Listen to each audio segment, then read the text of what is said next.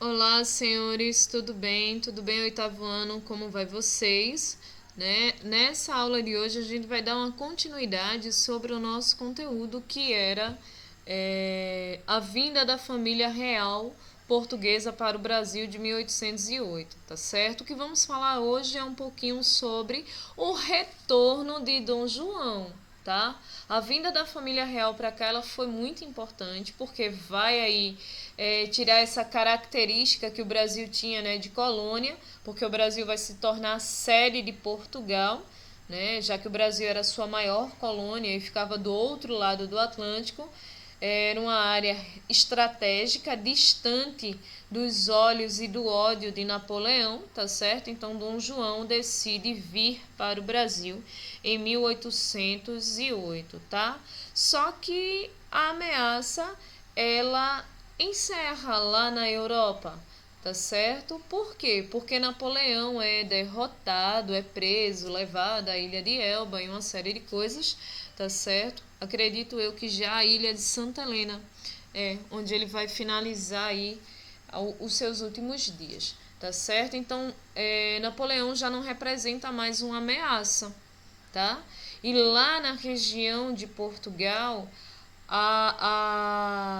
o povo português começa a clamar pela volta de Dom João juntamente com a sua família real, tá certo? Portugal precisa de um rei. Então, diante de uma revolta, uma revolução chamada Revolução Liberal do Porto, tá certo? Eles começam a pressionar Dom João VI, tá? Para retornar a Portugal e acaba aí que Dom João cede a essa vontade e retorna, tornando aí o fim do período joanino aqui no Brasil, tá? Então vai ter essa característica bem interessante. A Revolução do Porto, lá em Portugal, vai meio que forçar Dom João a retornar para Portugal. Só que assim, ele não podia deixar o Brasil, tá certo, sem um comando, tá? Sem um governante. Então, quem ele deixa aqui? Ele deixa seu filho primogênito, o Dom Pedro I. Então, quem fica governando o Brasil na categoria de príncipe regente é Dom Pedro I, tá certo?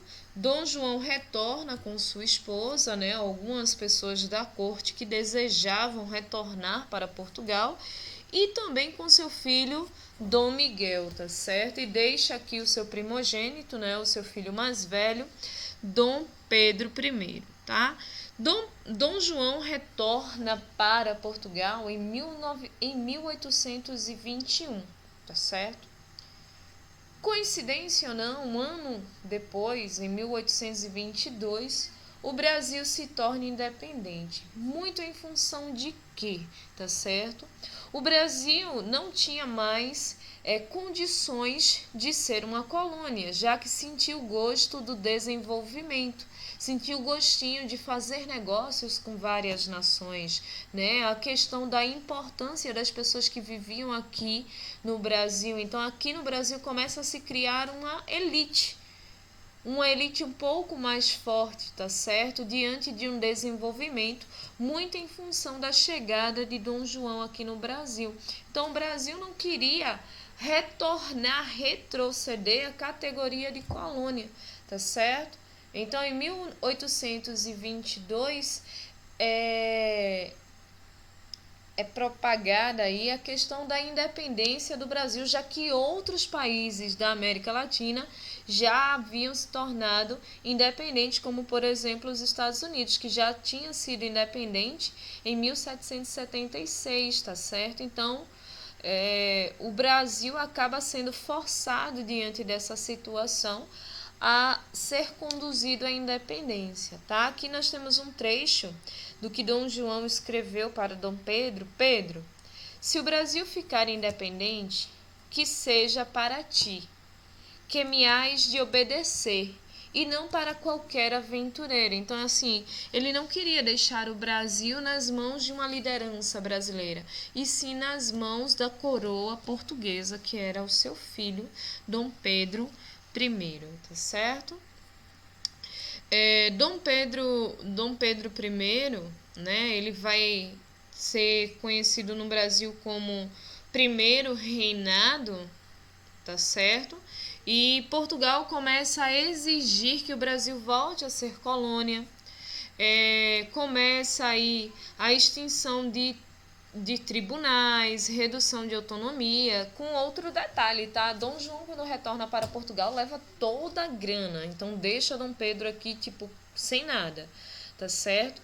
Quer que o comércio volte a ser controlado, coisa que não era quando Dom João estava aqui. Então, assim, uma série de exigências foram feitas aí para que o Brasil retornasse. Só que detalhe, o governador subordinado de Lisboa é enviado ao Brasil e Dom João exige a volta de Dom Pedro I para Portugal. Por quê? Porque ele começa a perceber que Dom Pedro não está obedecendo às suas ordens, tá certo? Então, em 9 de janeiro de 1822, fica conhecido, né, o famoso Dia do Fico. E o que seria o Dia do Fico? Seria o dia em que Dom Pedro I disse, né, a célebre frase: se é para o bem geral, se é para o bem de todos e felicidade geral da nação, diga ao povo que fico.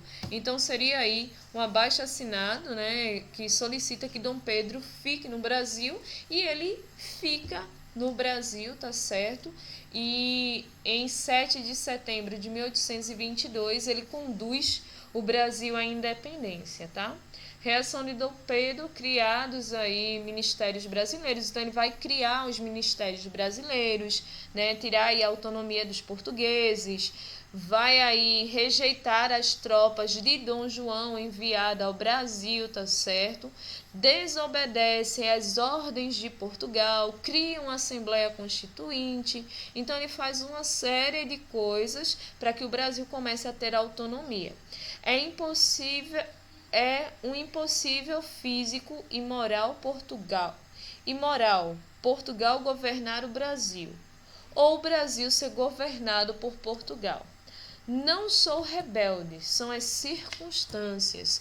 Essa aí vai ser a fala de Dom Pedro para Dom João. Então ele já está deixando claro que o Brasil não tem mais condições de voltar à categoria de colônia, e sim que o Brasil está caminhando aí à independência, tá certo? Então, em 7 de setembro de 1822, o Brasil se torna independente através do grito do Ipiranga, tá certo? E ele exige aí que o Brasil tenha os seus direitos reconhecidos, porque naquela época, para um país ser independente, ele necessitava, tá certo, do reconhecimento da sua metrópole, nesse caso de Portugal, que é lógico, tá certo, senhores, não deu aí de cara a liberdade para que o Brasil viesse a se tornar independente, né? Esse quadro é um quadro aí clássico, onde nós temos a figura de Dom Pedro I